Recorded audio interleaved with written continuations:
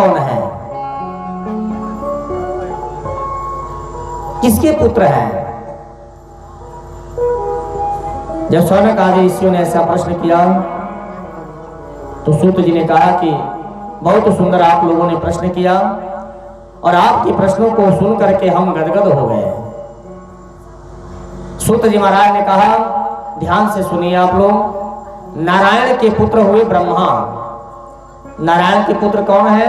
ब्रह्मा। और ब्रह्मा के पुत्र हैं वशिष्ठ जी। वशिष्ठ के पुत्र हुए शक्ति। शक्ति के पुत्र है पराशर और पराशर के ही पुत्र हुए महर्षि वेदव्यास। बोलिए वेदव्यास जी महाराज की जय।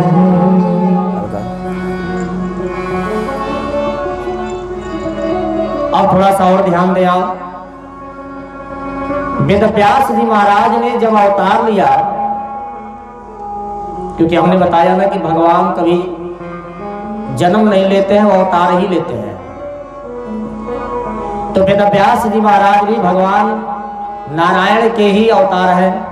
24 अवतारों में एक अवतार ये भी है। अवतार लेने के बाद वेदव्यास जी महाराज भी जंगल में जाने लगे। मुझे इस मोह माया में नहीं रहना है, मुझे तो जंगल में जाना है।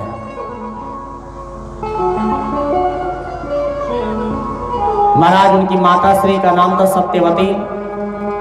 सत्यवती ने रोते हुए कहा, बेटा अगर आप जंगल में चले जाओगे तो हमारा ये बुढ़ापे का सहारा कौन बनेगा? क्योंकि माँ बाप बच्चे को जन्म तो इसीलिए देते हैं कि बेटा बुढ़ापे में सहारा बने। और बुढ़ापे में कहाँ आपको हमारा सहारा बनना चाहिए और आप जंगल में जा रहे हैं। वेदव्यास महाराज ने अपनी माँ को वचन दिया, मैया अभी मुझे जाने दो। जब भी आपको हमारी याद आएगी ना, आप बस स्मरण कर लेना, और अगर स्मरण कर लोगी, मुझे याद कर लोगी, तो हम शीघ्र ही आपके पास चले आएंगे। पल भर में हम आपके सामने रहेंगे मैया, परंतु अभी इस समय हमें जाने दो, हमें बहुत सारे कार्य करने हैं। और महाराज वही वेदव्यास जी महाराज सीधे उत्तराखंड गए। बद्रीनाथ जाकर सरस्वती नदी के किनारे पावन तट पर एक सुंदर आश्रम बनाया, पर्णकुटी बनाई, जिसका नाम है सम्याप्रास। और महाराज ये बद्रीनाथ धाम ना बड़ा सुंदर धाम है। आप चले जाएंगे, अगर कोई गया होगा तो जानता होगा। बद्रीनाथ धाम में चले जाने पर आने का मन नहीं करेगा। ऐसा लगता है मानो स्वर्ग का दर्शन हो रहा है। वहां महर्षि वेदव्यास जी अपनी कुटिया बनाए और महाराज नेत्र बंद करके वेदव्यास जी महाराज समाधि लगाए। समाधि जब लगाए तो क्या देखे? क्या देखे महाराज? पूरी दुनिया उनके सामने घूम रही है। पूरी दुनिया नाच रही है। उन्होंने क्या देखा? सारे संसार के लोग खाना पीना सोना बैठना इसी में परेशान है। कोई भगवान को भज ही नहीं रहा है। अब महाराज वेदव्यास जी महाराज के मन में बड़ी चिंता हुई, हम करें क्या कि संसार के लोगों का कल्याण हो। मन में सोचे कि ऐसे किसी ग्रंथ की रचना करो जिसको एक बार पढ़ते ही लोगों का मन बदल जाए। ध्यान से सुनिएगा। तो व्यास जी ने सूक्ष्म रूप से दुनिया में देखा कि बस खाने पीने हंसने रोने गाने में ही लोग परेशान हैं। इसलिए महाराज वेदव्यास ने एक वेद का, पहले वेद एक ही था, ऋग्वेद पहले एक ही वेद था, लेकिन उन्होंने जब देखा कि इस एक वेद को भी लोग सही से पढ़ नहीं पा रहे हैं, सारे लोग तो संस्कृत पढ़े नहीं है, सबको तो संस्कृत आती नहीं,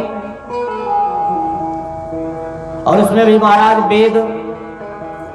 वेद का अगर एक मंत्र का उच्चारण भी गलत हो जाए तो सब गड़बड़ हो जाता है।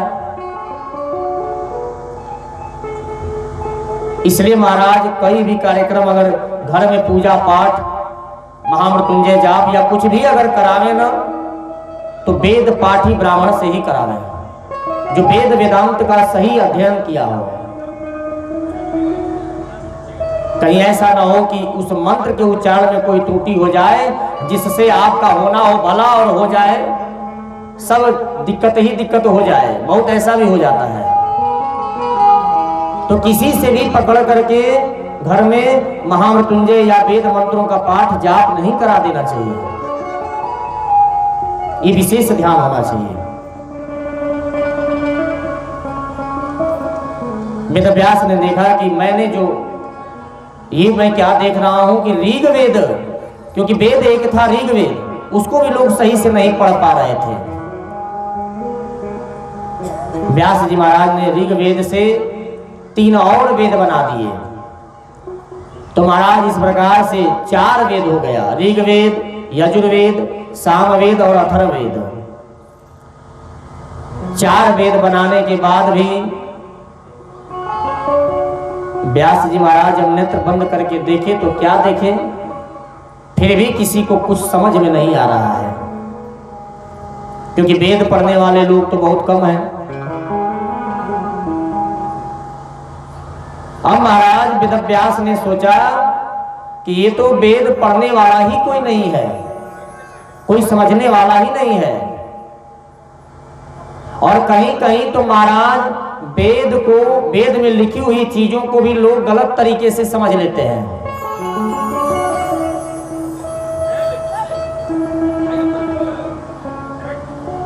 मन में बड़ी चिंता हुई तो वेदव्यास महाराज ने इन वेदों के माध्यम से 17 पुराण लिख डाले और सरल करके उन्हें पुराणों में परिवर्तित किया और 17 पुराण लिखे।